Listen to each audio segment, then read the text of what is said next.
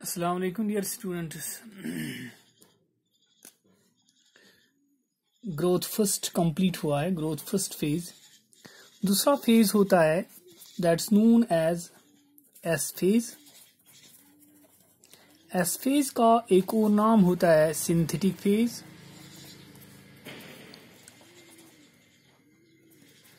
हाँ, S phase और synthetic phase में क्या होता है, इसके अंदर कैरेक्टरिस्टिक क्या होते हैं। इसमें डीएनए की डुप्लीकेशन हो जाती है, डीएनए रेप्लिकेट्स, डीएनए की बहुत सारी कॉपियां बनती है। So each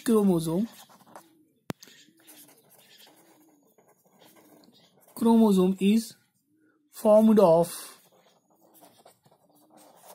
two sister chromatids.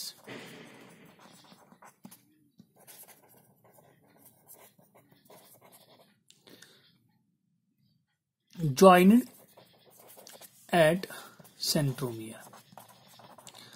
आप लोगों को मालूम ही है, जो क्रोमोसोम होता है, क्रोमोसोम के बीच में सेंट्रल बॉडी होती है दैट्स नोन एज सेंट्रोमियर। हर एक क्रोमोसोम के अंदर दो आर्म्स होती है, we call them as sister chromatids. Sister chromatids, एक आर्म और दूसरी arm, we call it as sister chromatids. इसका मतलब है इस फेज के अंदर, एस फेज का दूसरा नाम है सिंथेटिक फेज। सिंथेटिक फेज का नाम है डुप्लीकेशन फेज या रेप्लिकेशन फेज। इसमें क्या होता है कि डीएनए की कॉपी डुप्लीकेट हो जाती है, उसकी रेप्लिकेशन हो जाती है। हर एक क्रोमोसोम के अंदर दो दो सिस्टर क्रोमैटिड्स बनते हैं, वो ज्वाइन हो जाते हैं at the center known as centromere by the help of centromere. हाँ, एक और कैरेक्टरिस्टिक इसमें होता है synthesis of histones. Synthesis of histones होता है इसमें, दैट मीन्स बेसिक प्रोटीन जो है इनकी सिंथेसिस हो जाती है। Histones are basic proteins.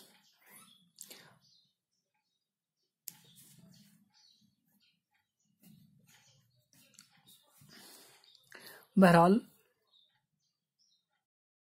Important दो कैरेक्टरिस्टिक्स जो एस फेज के अंदर होते हैं, नंबर 1 इज डीएनए डुप्लीकेट हो जाता है। हर एक क्रोमोसोम के अंदर दो दो सिस्टर क्रोमैटिड्स बनते हैं। हर क्रोमोसोम ज्वाइन होता है by the help of centromere. इसकी आर्म्स ज्वाइन होती है at the center known as centromere. तो इसके अंदर सिंथेसिस ऑफ हिस्टोन्स होते हैं, मीन्स बेसिक प्रोटीन। इसके बाद होता है तीसरा step, we call it as G2। G2 का दूसरा नाम है गैप सेकंड। गैप सेकंड का नाम है पोस्ट सिंथेटिक। एक और नाम होता है इसका प्रीसिंथेटिक, प्रीमाइटोटिक, और we say it is also known as second growth phase. ये है G2 फेज। G2 फेज के अंदर, ग्रोथ सेकंड फेज के अंदर कौन से कैरेक्टरिस्टिक हो जाते हैं। नंबर 1, इसमें पहले तो हमने देखा है कि इसमें इंक्रीज्ड न्यूक्लियर वॉल्यूम होता है। Increased nuclear volume, nuclear volume इसके अंदर इंक्रीज हो जाता है because of spindle formation, synthesis of spindle proteins. Spindle बनाने के लिए जो प्रोटीन्स दरकार होते हैं, वो प्रोटीन्स इस फेज के अंदर बनते हैं, सिंथेसिस ऑफ स्पिंडल प्रोटीन्स, या और भी से synthesis of 3 types of RNA molecules होते हैं। 3 टाइप्स ऑफ आरएनए मॉलिक्यूल्स आपको मालूम ही है, mRNA, tRNA एंड rRNA। एक और कैरेक्टर होता है इसके अंदर, synthesis and storage of ATP molecules. एक और पॉइंट होता है इसके अंदर, duplication of mitochondria, plastids and also centrioles. हाँ, इसके अंदर डैमेज डीएनए जो होता है, damage DNA gets repaired, is repaired in G2। ये है कुछ कैरेक्टरिस्टिक्स जो G2 फेज और भी से गैप सेकंड फेज के अंदर हो जाते हैं। नंबर 1 इज न्यूक्लियर वॉल्यूम जो होता है वो इंक्रीज हो जाता है। Number 2 is synthesis of spindle proteins बनते हैं। Number 3 is synthesis of 3 types of RNA, we know tRNA, rRNA and mRNA. Number 4 is synthesis and storage of ATP molecules. हाँ, some of the organelles gets duplicate, like duplication of mitochondria, plastids and centrioles occurs. हाँ, अगर कोई part of the DNA damaged होगा, the damaged DNA gets repaired. हाँ, इसके बाद जब ये 3 स्टेप्स कंप्लीट हो जाते हैं, G1, S phase and G2 phase. After the completion of these 3 phases, now the cell enters into the M phase. Cell M phase के अंदर दाखिल हो जाती है।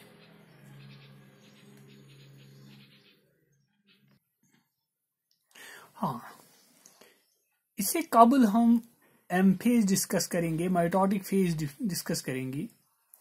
एक और पॉइंट होता है that's known as regulation of cell cycle.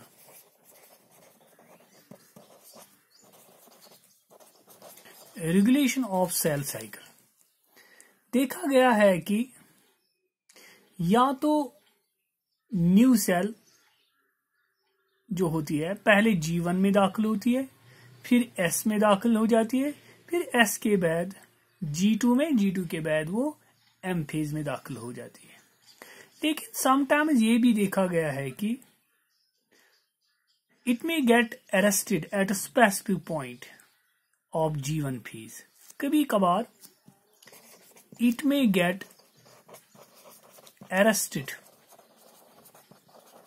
At specific point of G1 phase. G1 phase में sometimes सेल अरेस्टेड हो जाती है। जब ये अरेस्ट हो जाती है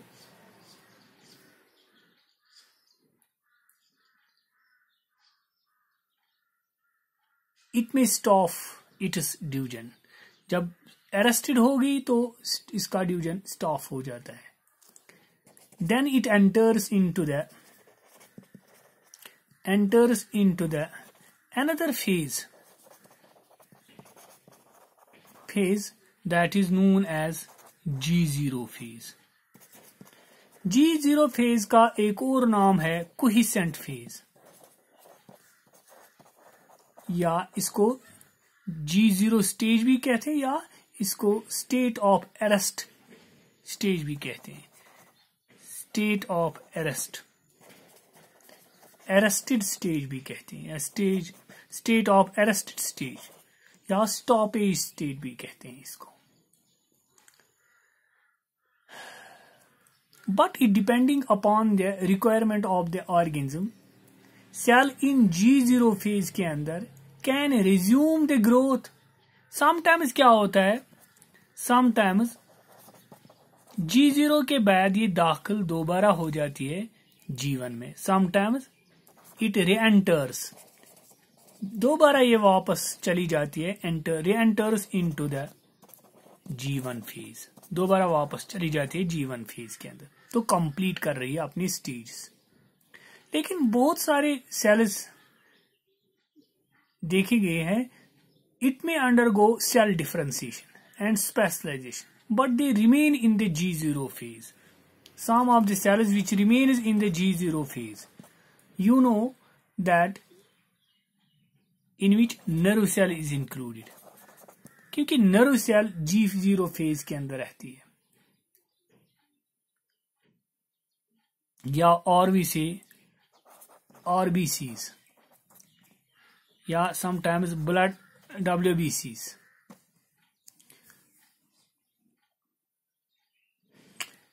It is the opinion, or we say it is the option of the cell to either stop the cell cycle or to undergo differentiation. मैंने यहाँ पे बताया रेगुलेशन ऑफ सेल साइकिल जो होता है, जब सेल जीवन के अंदर दाखिल हो जाती है फिर इसको जीवन के बाद एस में मतलब जाना होता है, एस के बाद G2 फेज के अंदर. लेकिन देखा गया है समटाइम्स जीवन के बाद ये सेल एंटर हो जाती है एक और फेज के अंदर, that's called G0 phase. G0 phase का दूसरा नाम है क्विसेंट फेज, या उसको बोलते हैं स्टेट ऑफ अरेस्टेड स्टेज, या इसको स्टॉपेज स्टेज कहते हैं. It depends upon the requirement of the cell.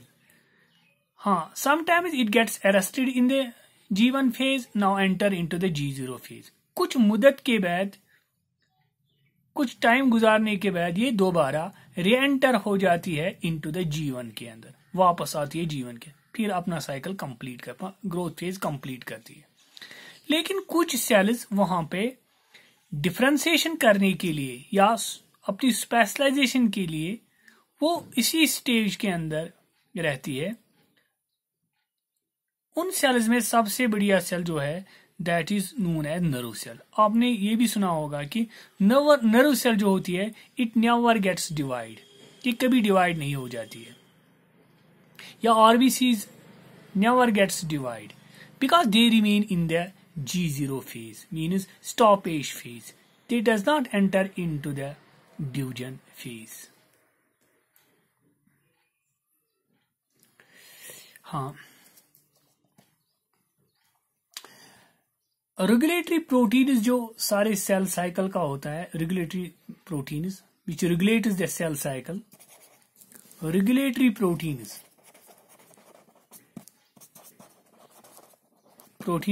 which regulates the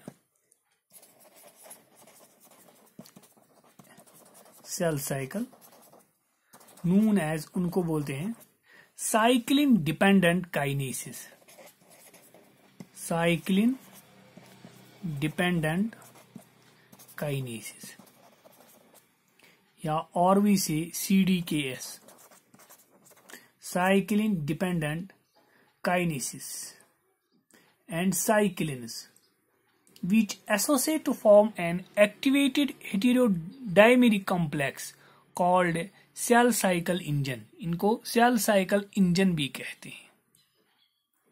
हाँ, अब हमने यहाँ पे जान लिया है कि डिवीजन के बाद जब सेल दाखिल हो के अंदर इंटरफेज में पहले होता है इसका G1, फिर S फेज होता है, फिर G2 फेज होता है.